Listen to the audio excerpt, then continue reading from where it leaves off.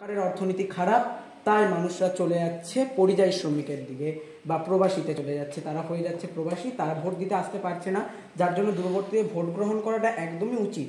কিন্তু সেটা কি স্বচ্ছভাবে হবে? না, সেটা স্বচ্ছভাবে কখনোই হতে পারে না।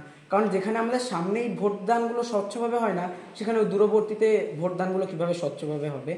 আমরা দেখেছিলাম পঞ্চায়েত ভোটে কেউ ব্যালট বাক্স নিয়ে জলে ছুঁড়ে দিচ্ছে, সেগুলো তো কাম্য নয়। তো দূরবর্তীতে তো আমরা বুঝতেই পারছি আরও কি হতে পারে। সে বলল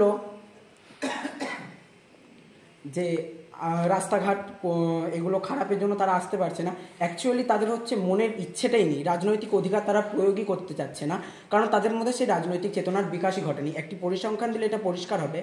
ভারতে 2019 সালের লোকসভা নির্বাচনে 67% লোক ভোটদান করেছিল, যেখানে ভোটারের সংখ্যা ছিল প্রায় 912 মিলিয়ন।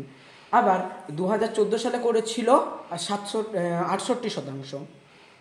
কিন্তু পশ্চিমবঙ্গে 2021 সালে ভোটদান করেছে 83% এবং 2016 সালে করেছে 82% লোক। তাহলে কি পশ্চিমবঙ্গের কোনো মানুষ পরিযায়ী শ্রমিক নয় বা বাইরে থাকে না? জিনিসটা সেটা নয়, জিনিসটা হচ্ছে তাদের মধ্যে রাজনৈতিক চেতনার অভাব আছে। পশ্চিমবঙ্গের মানুষের বা পশ্চিমবঙ্গের সরকার মানুষের যে রাজনৈতিক চেতনা সেটা প্রভাবিত করতে পেরেছে, হয়তো তার জন্যই মানুষ রাজনৈতিকভাবে নিজের অধিকারটা প্রয়োগ করছে। সরকারের উচিত আমাদের অর্থনীতিটাকে আরও জোরালো করা, যাতে তাদের মধ্যে প্রয়োজনীয়তাটা, তাদের যে অর্থের প্রয়োজন যেটা যার জন্য তারা বাইরে চলে যাচ্ছে, সেটা যাতে তারা ঠিকঠাকভাবে পায়। তাদের যা দরকার খাদ্য, বস্ত্র, বাসস্থান এবং বর্তমানে শিক্ষা, এটা যেন পায়, সেটা যদি সরকার নিশ্চিত করে তাহলে তারা বাইরে যাবে না, তাহলে অবশ্যই ভোটদানের সংখ্যা বেড়ে যাবে, এটা স্বাভাবিক হবে। এই বলে আমি আমার বক্তব্য শেষ করছি।